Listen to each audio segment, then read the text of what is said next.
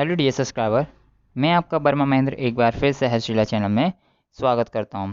जैसे कि आप लोग देख रहे हैं, अब हम बात करने वाले हैं कक्षा 6 की और हम ले रहे हैं सेमेस्टर 2 का सेकंड चैप्टर मतलब 11 पार्ट। चैप्टर नंबर 11 जो कि है जीता कौन, मतलब इसमें कहें तो विजेता की बात की गई है, जिसको लिखा है सत्य प्रकाश जी ने अग्रवाल जी ने सत्य प्रकाश अग्रवाल जी ने, जिनको हम उमंग के नाम से जानते हैं। तो हम उसके पहले चर्चा करेंगे उनके बारे में। तो हम पढ़ते हैं। प्रस्तुत पाठ में कछुए और खरगोश की प्रचलित पुरानी कहानी को नए रूप में प्रस्तुत किया गया है। एक युवा खरगोश अपने पूर्वजों की पराजय के कलंक को धो देने का निश्चय करता है। वह अपनी बदनामी से मुक्ति पाने के लिए एक बार पुनः दौड़ प्रतियोगिता का आयोजन करवाता है, फिर भी इतिहास को नहीं बदल पाता। यह सब कैसे हुआ? प्रस्तुत पाठ में अत्यंत व्यंग्यात्मक एवं रोचक ढंग से प्रस्तुत किया गया है। कहने का मतलब ये है, इस पाठ में हंसी और खुशी और काफ़ी अच्छे से इस पाठ को प्रस्तुत किया गया है कि जो हमारी कछुआ और खरगोश वाली कहानी है उसको एक बार फिर से नए सिरे से इन्होंने बनाया है और सामने आपके प्रस्तुत किया है। अब बात करते हैं पाठ की। दौड़ में कछुआ खरगोश को हरा देता है। यह उक्ति सुनते सुनते जब कान पक गए तो एक युवा खरगोश तैस खा गया। ना जाने वह कौन सा पूर्वज था जो बीच दौड़ में सो गया और हमेशा हमेशा के लिए खरगोश जाति के मुंह पर कालिक पोत गया। भला कहाँ कछुआ और कहाँ खरगोश? एक 20 बार पैर मारकर मुश्किल से 10 सेंटीमीटर सरक सकता था और दूसरा एक छलांग में कई मीटर नाप देता। फिर भी सदियों से हारा हुआ कहलवाता चला आ रहा है। हे ना घोर अनर्थ, घोर ना इंसाफी, वह भी मात्र एक पूर्वज की गलती के कारण। न जाने कौन सा नशा करके दौड़ा था, फिर अपनी टांगों की उछाल और रफ्तार के घमंड में चूर हो गया था। बीच दौड़ में टांगे पसार कर बेफिक्र सो गया और अब कलंक का बोझ सारी कौम को ढोना पड़ रहा है। कोई बात हुई भला? आहत खरगोश ने सदियों पुराने कलंक को धोने के लिए मन में ठान ली और शहर के कछुओं से भरे सबसे बड़े तालाब के किनारे जो एक बार फिर से दौड़ की चुनौती दे डाली। तो कहने का मतलब ये है, जो हमारी पुरानी कहानी थी कछुए वाली और खरगोश वाली, वही कहानी को दोबारा पुनरावर्तित किया गया है। तो उसमें क्या किया गया, जो एक खरगोश था, खरगोश ने ही उस मतलब कहें तो एक मनुष्य था, उसने इस कहानी को दोबारा प्रदर्शित करने की कोशिश की है। तो इसमें ये जो खरगोश और कछुए वाली कहानी है, इसमें क्या है, खरगोश इतना चलने दौड़ने फिरने के बावजूद भी बेचारा हार जाता है, क्योंकि उसके आलस के कारण। वो सोचता है कछुआ तो बहुत छोटा है, बहुत धीरे उसके पैर चलते, बहुत धीरे चलते, तब तक मैं एक झपकी मार लेता तब तक वो पहुंच जाएगा। पर उसकी एक गलत वजह से उसकी सारी कौम को बदनाम होना पड़ता है, जो कि अभी हम सुनते आ रहे हैं। फिर से वही कहानी को दोहराया गया है। अब देखते हैं आगे। चुनौती की गर्जना सुनकर कछुआ स्तब्ध रह गया, दंग रह गया। बहुत मुंह से एक बोल भी नहीं फूटा, सॉरी, एक बोल भी नहीं फूटा, उत्तर ही नहीं सूझा। दौड़ में अच्छी खासी प्राचीन ख्याति चली आ रही थी। आज यह कौन सिरफिरा चुनौती देने आ पहुंचा? हर कछुए ने जब से होश संभाला था, खरगोश से दौड़ जीतने का तमग्गा गले में लटका पाया था। अब इसे दोबारा सिद्ध करने की क्या ज़रूरत आ पड़ी? एक बुजुर्ग कछुए ने बात टालने की कोशिश की। भाई खरगोश, अब दौड़ की क्या ज़रूरत? दौड़ जो होनी थी हो चुकी। सारे ज़माने को उसके नतीजे का पता है। अब बार बार तो दौड़ नहीं होती ना। कैसी नहीं होती? वह दौड़ एक धोखा थी, फरेब थी, हमारी जात को बदनाम करने का षड्यंत्र था। मैं उस दौड़ को नहीं मानता। अगर तुम दौड़ में सचमुच जीत सकते हो तो आ जाओ, मुझसे जीत कर दिखाओ। खरगोश आपे से बाहर हो गया। तो कहने का मतलब क्या है, इसमें खरगोश और कछुए में दोबारा बहस छिड़ने लगती है। ठीक है, तो तहस तहस खाने में कुछ नहीं रखा था। अतः बुजुर्ग कछुए ने शालीन तर्क प्रस्तुत किया, देखो तुम जवान खून हो, हम वृद्ध हो चुके हैं, मतलब बूढ़े हो चुके हैं, अब तुमसे क्या दौड़ लगाएंगे। जवानी में कुछ कहते तो सोचते भी, बनो मत, खून तो तुम्हारी यहाँ भी जवान है। सारे कछुए वृद्ध नहीं हुए हैं, मैं तो किसी भी एक से दौड़ लगाने का तैयार हूँ। कोई कोई कोई माई का लाल कछुआ में है। खरगोश ने ताल ठोककर 2 बार उछाल भरी। तो कहने का मतलब क्या है, इसने खरगोश ने ताल ठोककर मतलब कि उसने 2 बार छलांग लगाकर कछुए को चुनौती एक बार फिर से दी। माई के लाल तो सभी थे, लेकिन अवसर इसका दावा करने का नहीं था। कछुआ जितना बचना चाह रहा थे, उस खरगोश उतना ही लपेटे रहे थे। चुनौती स्वीकार करने का तो कोई सवाल ही नहीं उठता। इस बात की क्या गारंटी थी कि इस बार भी खरगोश वही पुरानी गलती को दोहराएगा। खाम खा इतना बदल जाएगा, इतिहास बदल जाएगा, कहावत उलट जाएगी, मुंह काला हो जाएगा। चुनौती उठाने का अर्थ था, आ बैल मुझे मार। कहने का मतलब ये था, कछुआ हो सकता था दोबारा वही गलती ना दोहराए, इसलिए खरगोश सोचता था कि हम दोबारा जो हमारे साथ किया गया था वो हमारे साथ धोखा था, फरेब था। ऐसा कछुआ और खरगोश के बीच झगड़ा होता है। ठीक है, तो अब आगे बात करते हैं। निर्बलता के दामन में संतोष मशरूम की तरह बढ़ता रहता है। सो जब तक खाकर बचाव का पेतरा फेंका। भाई, हम झगड़े फसाद में विश्वास नहीं रख करते।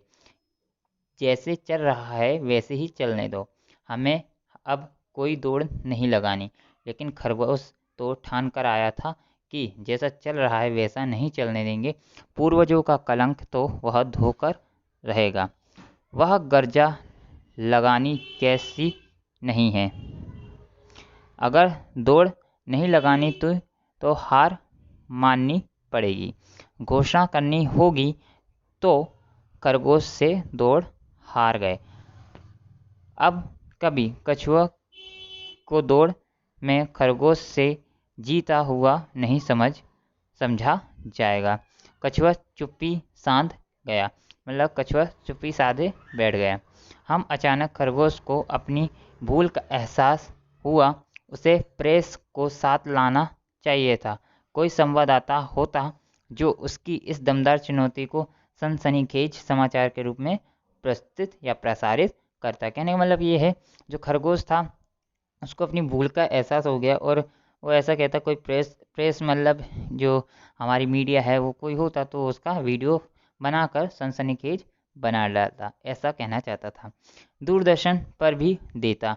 अगर कछुए इसी तरह डाल मटोल करते रहे तो कैसे होगी दौड़, कैसे हो सकेगा खरगोश जाति का मुंह उजाला, कैसे धुलेगी परंपरागत कालिक। उसकी चुनौती को, प्रस्तावित दौड़ को और उसके परिणाम को पूरा प्रचार प्रसार की जरूरत थी। स्थानीय या राष्ट्रीय नहीं, अंतर्राष्ट्रीय जगत में भी है। उस कलमुही कहावत का भी 2 विभिन्न भाषाओं में अनुवाद होकर सदियों से जमकर प्रचार हुआ है। अतः सोच समझकर खरगोश ने नया पासा फेंका। मैं कल फिर इसी समय आऊँगा। इस बार मेरे साथ प्रेस और फोटोग्राफर भी होंगे। अगर अगर कोई कछुआ दौड़ लगाने के लिए राजी नहीं होता है तो समझ लो कहावत बदल जाएगी। देश विदेश के अखबारों में छपेगा कि अब खरगोश कछुए से दौड़ जीत गया है। खुली चुनौती के बाद भी कोई कछुआ दौड़ में खरगोश को नहीं हरा सका। वह कहावत कोई तुम्हारी जागीर नहीं है जिसका फायदा तुम लोग पीढ़ी दर पीढ़ी उठाते चले जाओगे। खरगोश तो उफनाता विफराता अगले दिन आने के लिए कहकर लौट गया, लेकिन कछुओं की चेतना घंटों तक नहीं लौटी।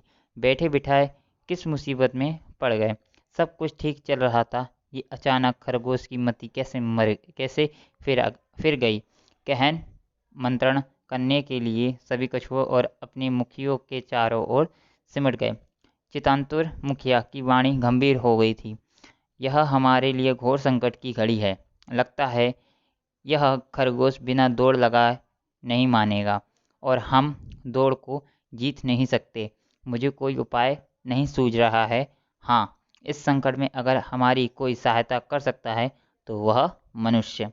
उसमें सोचने समझने की ताकत और हमसे कुछ ज़्यादा है। ईश्वर ने उसके मस्तिष्क का आकार प्रकार हमसे बड़ा और ज़्यादा पेचीदा बनाया है। उसमें दिन रात नई नई खुराफतें पकती रहती हैं। अगर वह हमारी सहायता करना चाहे तो कोई ना कोई जुगाड़ जरूर निकाल देगा, ऐसा कछुआ कहता है। तो हम बात करते हैं आगे। लेकिन मनुष्य जाति तो बहुत लालची है। बिना फायदा देखने तो एक फली भी नहीं फोड़ती। हमारी सहायता क्यों करेगी? एक बुजुर्ग कछुए ने टोका। मुखिया बुजुर्ग से सहमत था। बुजुर्ग कछुए ने 16.25 आने सच कहा था। उसके अपने अनुभव का यही निचोड़ था। लेकिन यह इस प्रश्न इतना विकट था, कछुआ जाति हर ओखली में सिर देने का तैयार थी। सब कुछ दांव पर लगा था। पूर्वजों की इज्जत, गौरवशाली परंपरा, उज्जवल इतिहास। अतः उसने भी खुलकर खेलने की ठान ली। तालाब में डुबकी लगाई और तलहाटी में छिपाई स्वर्ण मुद्रा की थैली निकाल लाया। यह स्वर्ण मुद्राएं की थैली 500 वर्ष पूर्व एक श्रेष्ठ की गांठ से निकालकर उस समय तलहाटी में पहुंच गई थी।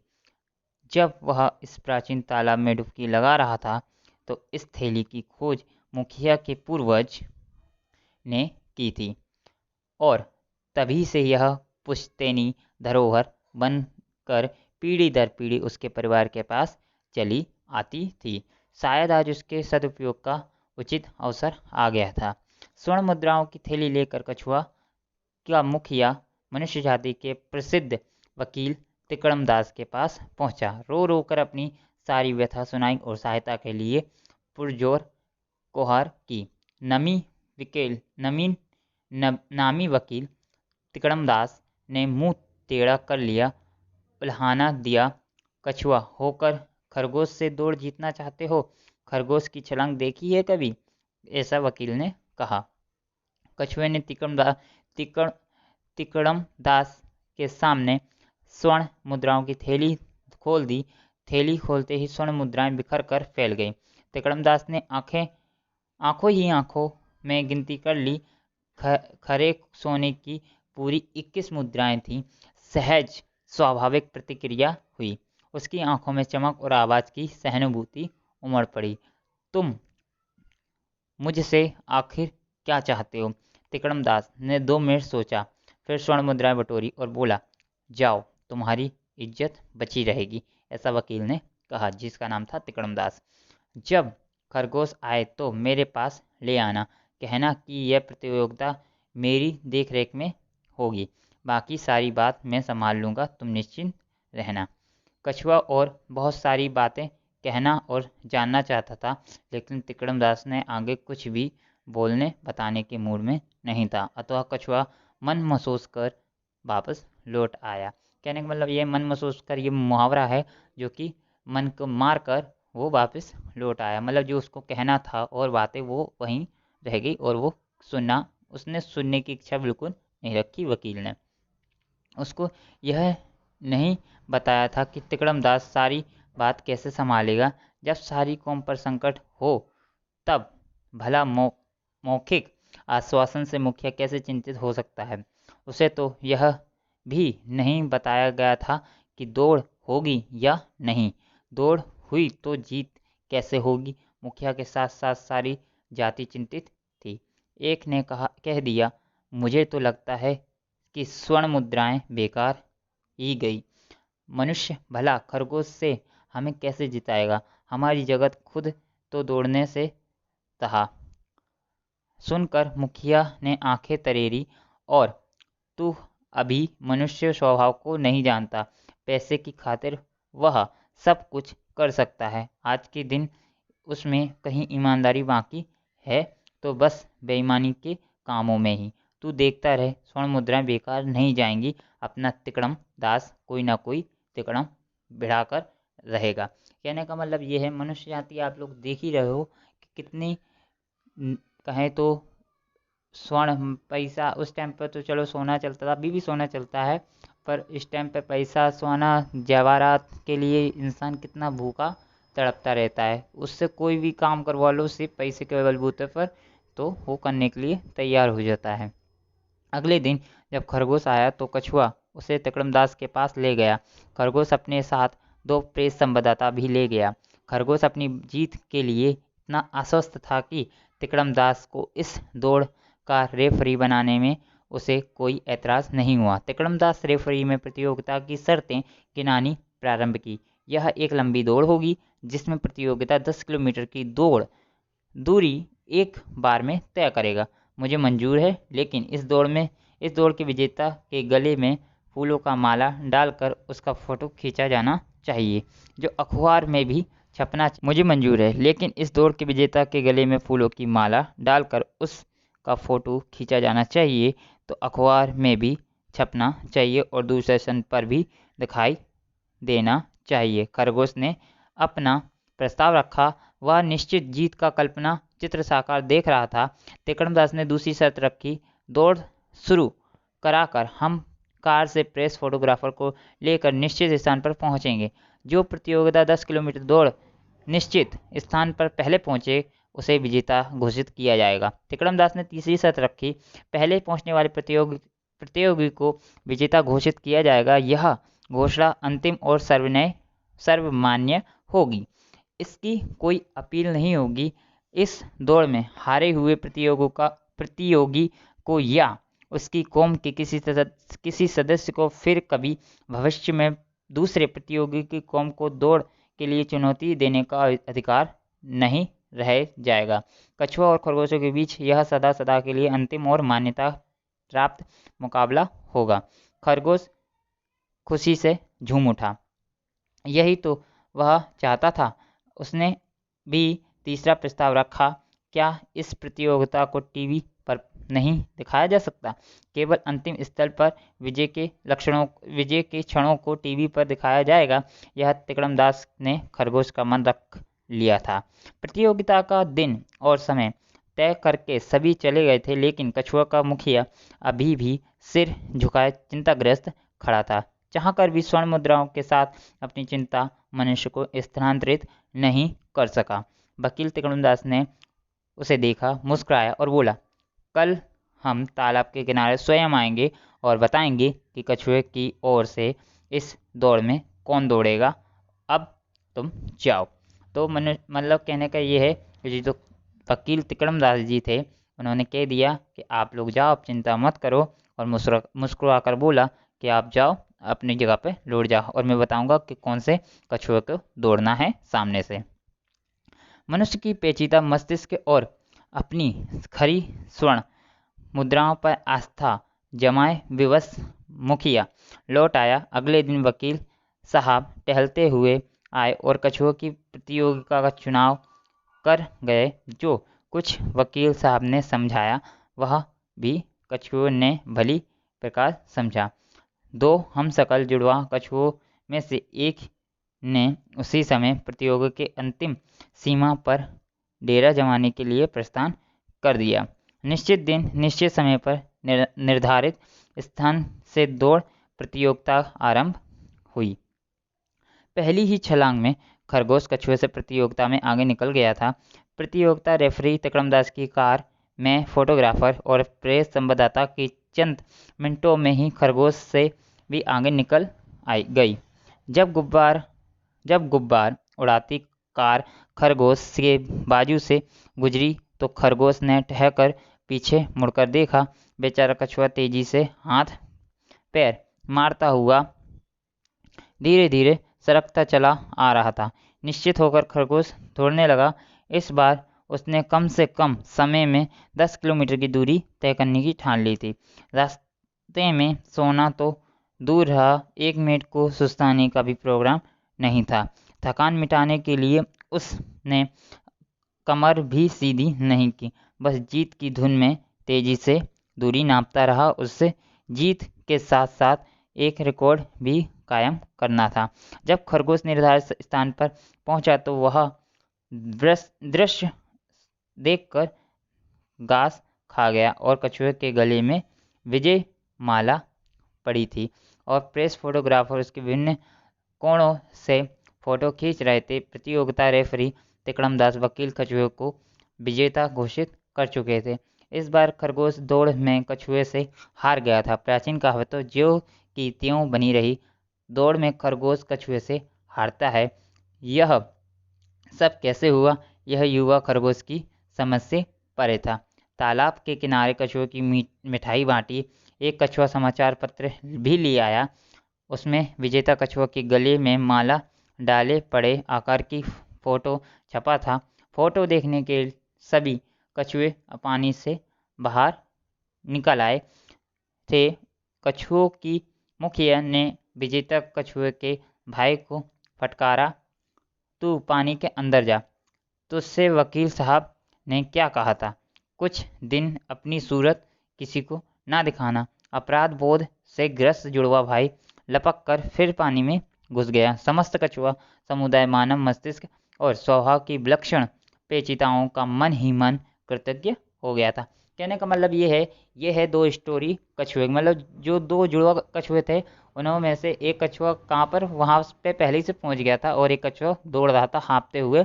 तो खरगोश ने क्या किया, खरगोश ने बिना रुकावट के फिर भी दौड़ता रहा। आखिर में कछुआ चीटिंग से ही पर जीत गया और इसमें सबसे ज़्यादा साथ देने वाला था वकील, जो कि तिकड़म दास था। तो इस कहानी से सीखने की ज़रूरत नहीं है, बट हम ये कह सकते हैं कि हमें बेईमानी से कोई चीज़ नहीं करनी है। भले ही बेईमानी का फल थोड़े दिन के लिए अच्छा लगता है पर वो ज़िंदगी भर के लिए अच्छा नहीं होता है। इसलिए ईमानदार रहो और ईमानदार का काम करते रहो।